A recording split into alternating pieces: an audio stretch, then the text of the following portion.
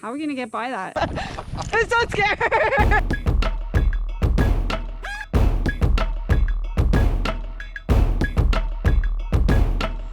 Hey everybody, welcome to Bikehikebotany. Today I'm out hiking with Wandering Vibe podcast host Chris. And everybody say hi to Chris.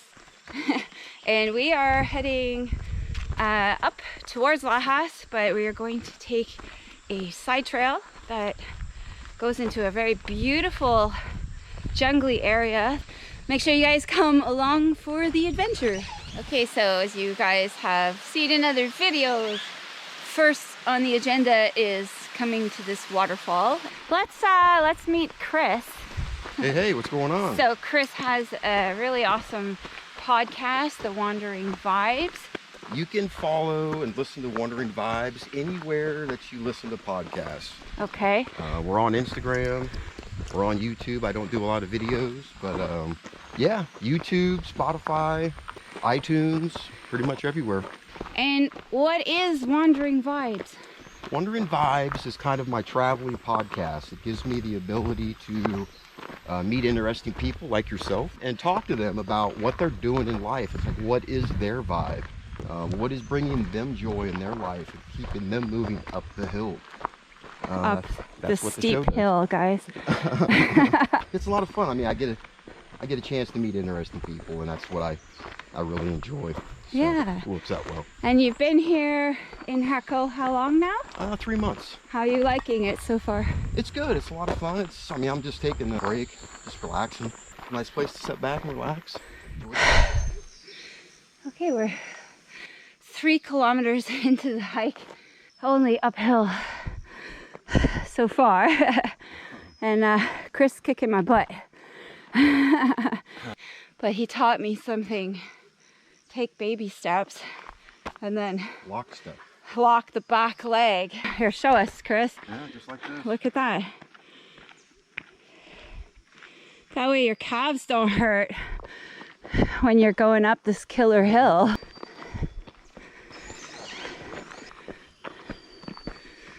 Oh, we got some flat ground. Yeah, for a very short bit. The next one's pretty big. Oh, wow. Yeah, I always stop here. And this spot here, there's actually some Beehive ginger plants. And I've been coming here, stopping every time to see if they're in bloom. You see, over here, that little yellow bud. So that means they're starting to flower. So I'm gonna have to come back here probably in about a week or two and see how the flowers are doing, because I want to show you guys something really cool about the Beehive ginger flower. So apparently when you squeeze the flower from the bottom all the way up, there's this clear liquid that comes out of the flower, and people used to use it traditionally as shampoo. Yeah, and there's also a lot of medicinal uses for this flower as well. So definitely want to come back and show you guys that when it's in full bloom. So where else were you in Costa Rica? I was in San Ramon. That's where I started from. I was there for about 3 weeks. Then I went to Nada Brahma Healing Center for an ayahuasca retreat for a week. And how was that? That was good. I've done a couple episodes talking about it. So you guys make sure to go and listen to his podcast. He tells you're on there too. Yeah, You have an episode too. Yeah, we actually did a podcast episode. How long ago was it? Like a month and a half? About a month ago. A month ago or so. So yeah, I'll leave a link down in the description below so you guys can go and check that out. But we probably need to do another episode. Yeah, we got some more stuff. We left a lot of stuff on the table to talk about. Everything we actually planned to talk about, we didn't talk about. We just got off track and started talking about all sorts of other things. But it was great, yeah. So, you know, once you get me going, I just don't shut up. So. That's the kind of guest you want. Yeah. But it was fun. So yeah, make sure you guys go and check that out. Okay, so we finished all the climbing, and now we are in this beautiful nature trail, and it is supposed to join up with this series of waterfalls back here. And over on the trail came across a tree that was dropping its flowers. I just thought this flower was very beautiful and interesting. Kind of reminds me of an orchid in a lot of ways. It's not, but has that shape to it. How did you find the hills? That hill was crazy. It's a good start to the hike, right? Good warm up. Like we were talking about, it's just getting like my thighs are swollen right now, but it feels amazing. Yeah. And of course we're on this here, and there's just an amazing breeze coming down this right now, which is... It's so much cooler in here. It makes it worth the challenge and the effort. Yeah, this trail is very breezy and shaded. It's like probably a couple degrees cooler. Yeah. Maybe we're gonna get some views up here, it looks like. Yeah. So just come up the hill a little more, and it opens up to really nice views of these mountains across the ways. And over there in the distance is Jacó and the ocean. So we're at a junction here. You can go left, and I believe that goes all the way to Herradura. So we're gonna hang a right and follow this path up here. 4.5 kilometers, all right. This is a nice little trail. And I don't think we're gonna see anybody here today, unless it's like dirt bikers or ATVers. Check out this bug. Has nice colors. Is it still alive? I saw him moving earlier. A lot of these beetles, Uh-huh. they will, the way they survive is they go and they find dung, and they will roll it into a ball, and they put their eggs on the inside of it. I think I've seen this on one of these nature shows. Pretty remarkable. But you can see them, they'll back their back legs up to it, and they'll walk backwards pushing it. How weird. And then sometimes they get on it, and you'll watch them, and they'll roll, and it'll tumble over them, and then they'll get back on it and keep moving. That's hilarious. Yeah, this one's really pretty. And then we have a mature, I believe that's a Monstera Pinnatipartita up here. So we're trying to figure out exactly where we are, because I don't know. Like, I spoke to somebody who lives up in Lajas, and I was sure this is the trail. They told me this leads to some waterfalls, but I see Lajas across the way. So it's like way over there in the distance, and we seem to be on the ridge that's a little bit closer towards the beach. So I don't really know where we're going to end up. It's kind of a surprise, I guess. But I kind of like these types of hikes when you don't know where you're going, and then you end up somewhere really cool. Especially when you know you're not going to really get lost. Yeah. Where will this lead to? I don't know. Okay, so you guys have seen a lot of videos where I've gone to Lajas. Rancho Sade is right over here somewhere. And then that mountain over there, I've looked it up, and I believe it's La Potenciana. But really good views today. The whole town of Lajas right there. Those 5 houses. Okay, so we're turning around, and we're gonna go back down the trail, because I just can't understand how this trail here is going to lead to any waterfall, because according to the map we are like too far onto that other mountain, and we're just going up and up and up. It seems a little illogical. Yeah, at this point we don't know where we're going. That's okay. It's part of the fun of exploring, and yeah, when you go somewhere you've never been before. Yeah, I mean, it's okay. You can't really get lost out here, because there's not really anywhere to get lost, so it's okay in that sense. It's just we don't know where we're gonna end up.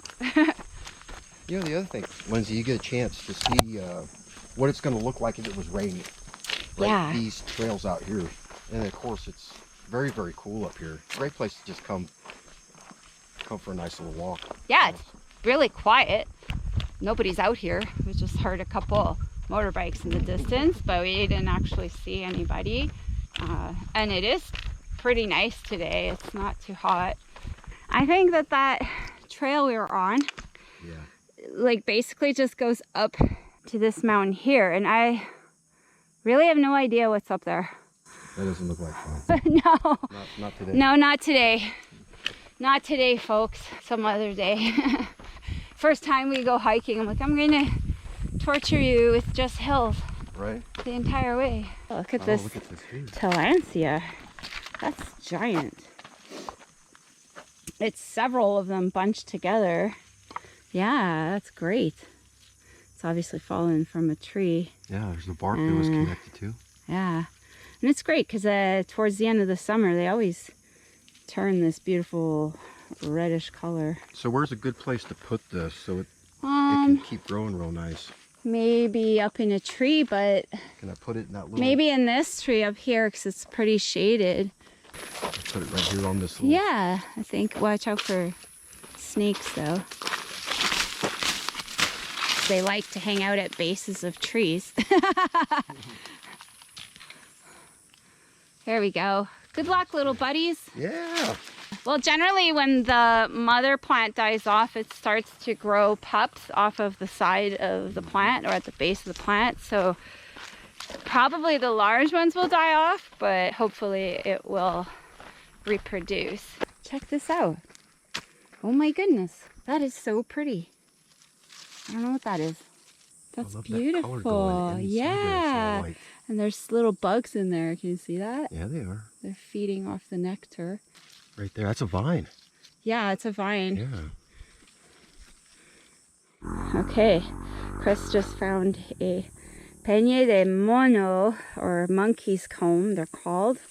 Because monkeys use them to comb their fur. Got it. Yeah. I first saw these over in Corcovado National Park, and the guide explained to us what they were. But it's pretty interesting. I could see how that would be a good little brush. Yeah. Yeah, there's a lot of tree ferns up here as well. So you can sense that the climate is a little bit cooler. And it's definitely more humid because it's very green. I love tree ferns. And I don't know what these are. There's so many different kinds of tree ferns. But check out how giant these leaves are. And you know the difference between this and like the elkhorn? They've evolved to have more surface area for collection. And the underside of them are made to perform another function that helps them collect even more. But they're all they are is just moisture collecting at all times. Amazing. Wow, that's a big snake. How are we gonna get by that? I'll toss something on it, get it moving. Okay, I don't know if you guys can see it. It's right over there on the side of the road. It's got yellow underside on its under its front, head. and then it's scaly pattern on the back. There's no stripes or anything. But that is a big snake. It looks like it might have just eaten something. Yeah, too, I think so it it's did. Kind of... It's being pretty quiet. It like literally was just there, and Chris spotted it. Thank goodness, because right as we were getting ready to that's step on it. Yeah, as we were gonna step on it. So, wow. Okay, you guys know how scared I am of snakes, so that's pretty crazy. We're gonna have to scare it away. We'll get by it. That's so scary. This is why I won't come out here alone.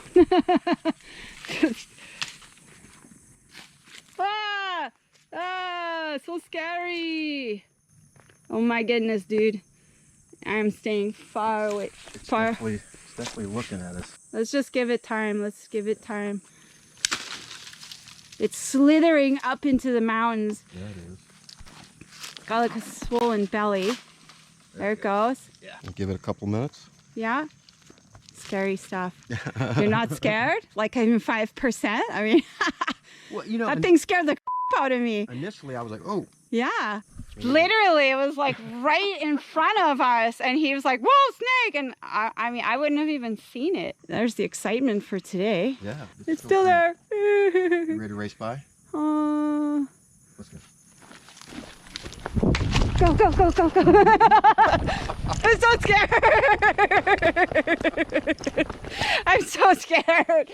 That's so scary. And we heard a tree falling this morning. Just as we started our hike. This huge tree made the loudest crash ever, and it was for about 3 pretty seconds. long. Yeah. I've never heard a tree fall in the forest, so that was interesting. And we didn't see it. Dude, that was scary. All right. that did not work out. We didn't make it to the waterfalls. So we're back here on the main road that hooks up with Lajas. As you can see, that's the trail back there. Yeah, we've been hiking how many kilometers now? Like 9? We're just almost at 11. Almost 10, at 11 10.8. kilometers. I think you can add 5 kilometers to it just from the experience with the snake. I think the amount of energy we expended probably was about 5 kilometers worth. Yeah, like that was a big snake, you know? And even afterwards.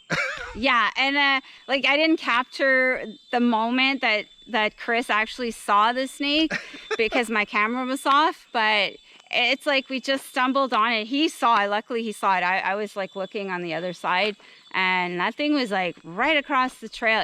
It was big. Just stood there staring at us for a while. Like we had a showdown. That's for sure the biggest snake I've ever seen in all the years I've ever lived here. It had like that yellow color on its underside and under its mouth and neck. Very pretty snake. Yeah. But that's about it. That's where I draw the line. Yeah, I scary. can't give it any more props. Yeah, so anyways, we're off that trail. But, you know, it's good to know this trail is here because there's a lot of little side trails up there. And one, I believe, cuts all the way through towards Herradura. So maybe I'll try that out one day. I don't know, but definitely not at this time of year. It seems to be a snaky time of year. So we're going to walk back down and we're going to talk a little bit with Chris about what are his upcoming plans and, you know, some of his highlights of having his podcast. What are your plans after Costa Rica? I really want to get over to Spain and do the Camino de Santiago. Yeah, that's an amazing, how many days you said? 35-day hike? 35 plus, right? 35 plus. Depending on which route that you do, like the one that I'm looking at doing is the Norte, which is the northern route, and it's got 35 checkpoints because you're traveling from village to village. Okay. And so they've got it pretty much mapped out where it's 35 different checkpoints until you finish. You actually stop at some very, very historical cities. Oh, sounds nice. You also come to some historical villages. So some of these sites, they've got some myths behind it and some real stories, and you can either kind of do it on the fly or you can actually go through like a company that actually will set it all up for you. Okay. I'm just going to go on the fly. Yeah, then from there, just go to Portugal for a couple of months. What's like your favorite episode on your podcast? Like, who's your favorite guest that you've ever had on your podcast? The episode I did in San Ramon with Marco Montero. That was great. He brought his guitar in and played live, and it sounded amazing. Yeah, it really did. Acoustic, right? He speaks English, right? But he's very, very deliberate with it. Very thoughtful. He was completely open. You know, he was emotional after the episode because he was so open, right? And he was so grateful for the opportunity, and he did an amazing job. Yeah. So that I would say, in the spirit of Wandering Vibes, that's the episode. That's the one that I totally connected with his vibe because he was down with some rock and roll music. But the love of it and where he's come from, where it's taken him. I mean, he's doing concerts in San Jose. Me and Marco were still good friends. He's got a YouTube channel too, and he's on iTunes and Spotify. I'll leave some links down below so you guys can go and check out Marco Montero.